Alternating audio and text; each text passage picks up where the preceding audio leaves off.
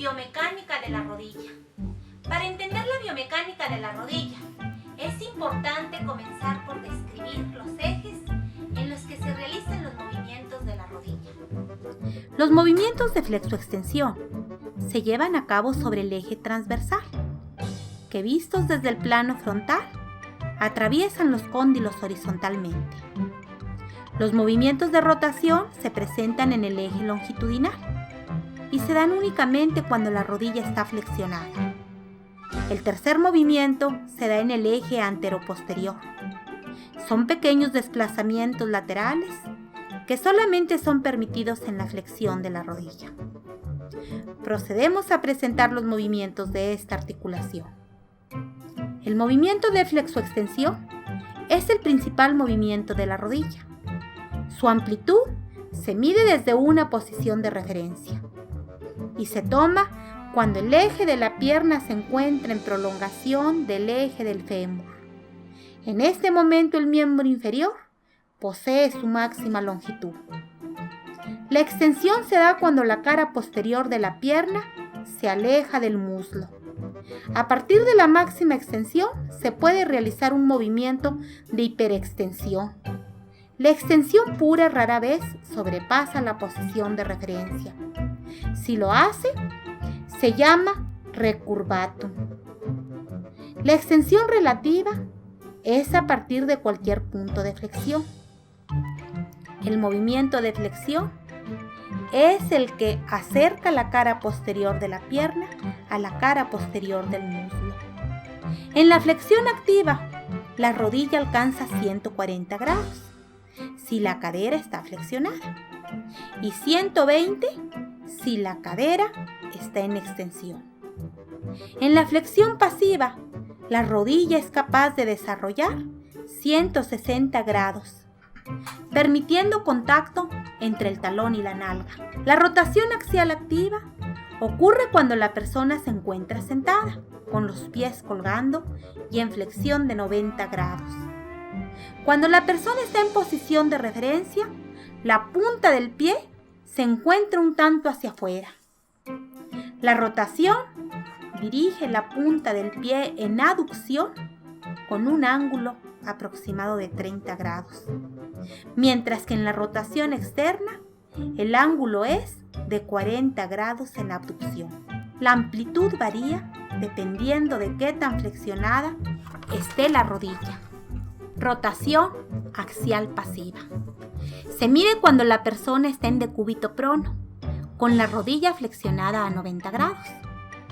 Luego se dirige el pie hacia afuera y hacia adentro.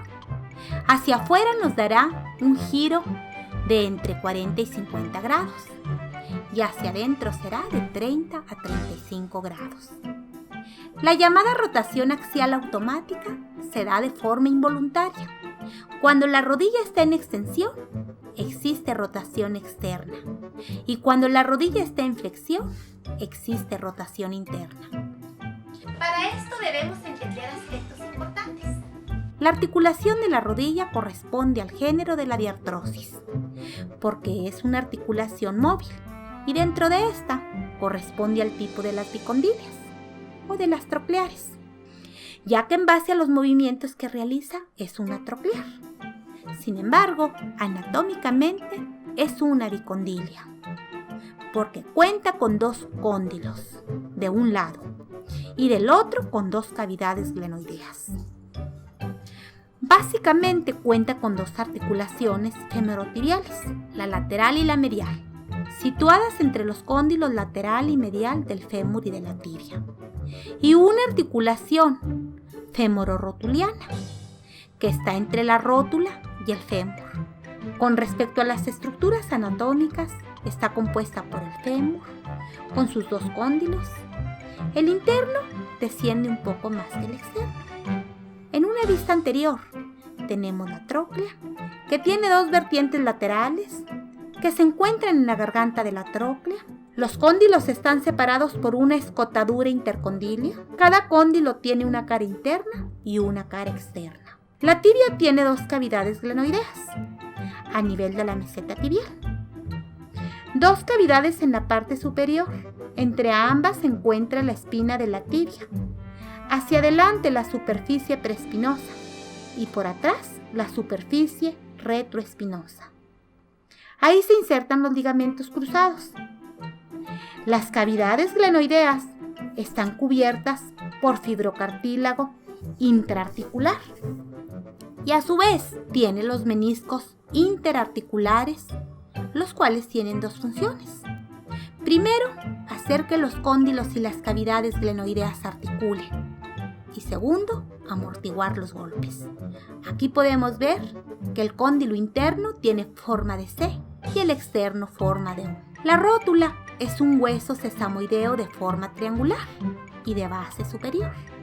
Tiene una cara anterior convexa y una cara posterior que tiene un vértice no articular y una carilla externa y otra interna. La cápsula articular se inserta a milímetros de las superficies articulares.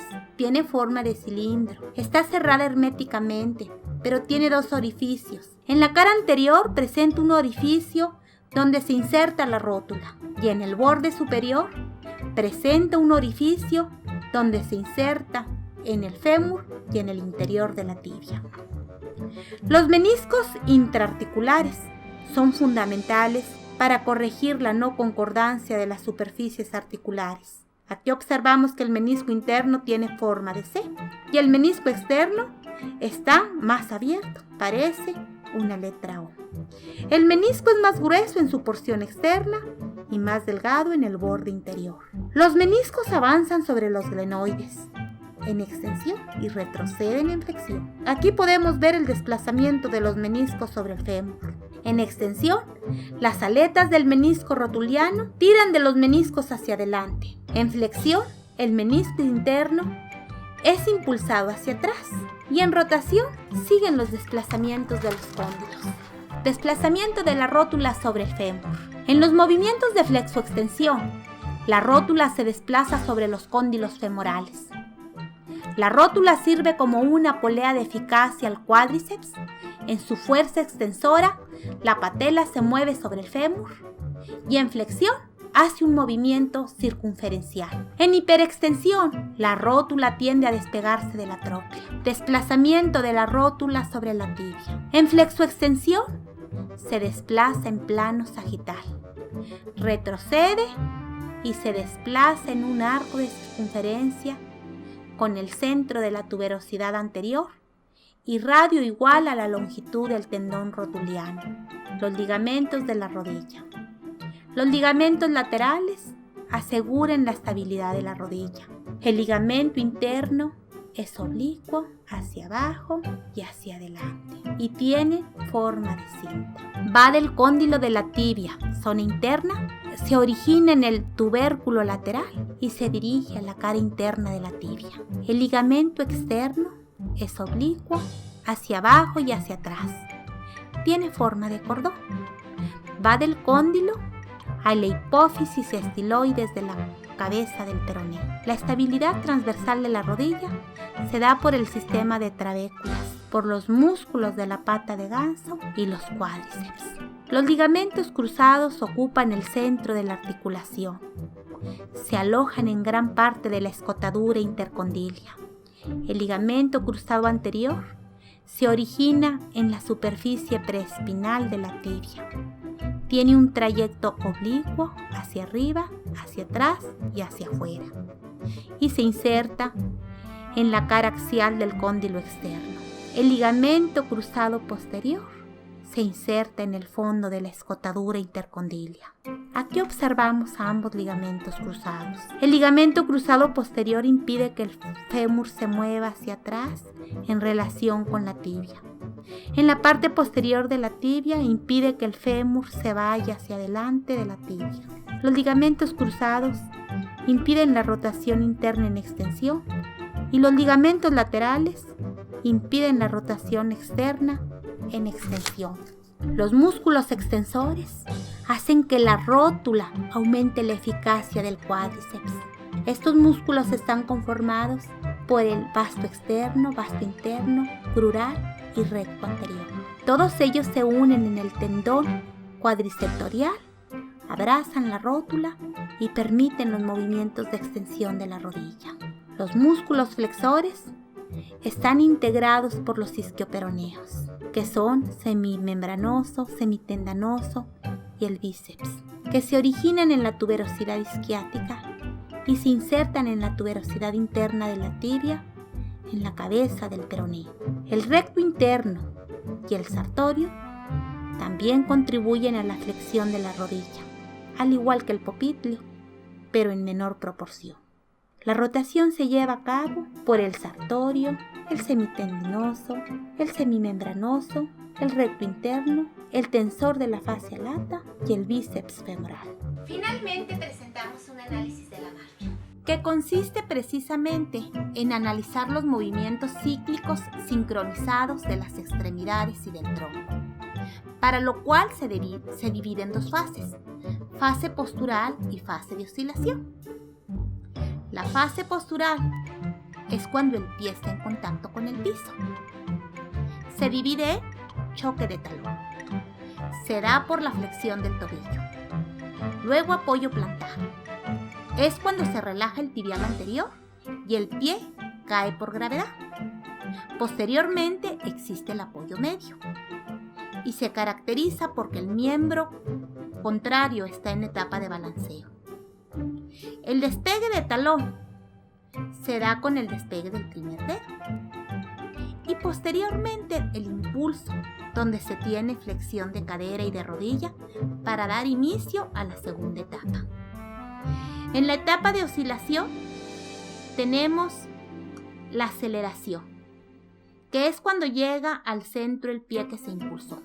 Luego en la oscilación la rodilla se extiende y finalmente en el periodo de desaceleración, la fuerza de gravedad y los músculos de la extremidad poco a poco frenan al miembro desplazándolos hacia adelante y el talón apoya en el suelo. Aquí podemos observar que en esta persona existe debilidad en el choque de talón, lo que nos hace pensar que hay debilidad en el músculo tibial anterior. Si hay debilidad en la dorsiflexión, es cuando encontramos un arco transverso caído y también lo podemos observar en el pie de la persona. El primer dedo está rígido en el impulso y el segundo dedo del pie derecho está en garra. Todo lo demás lo encontramos normal.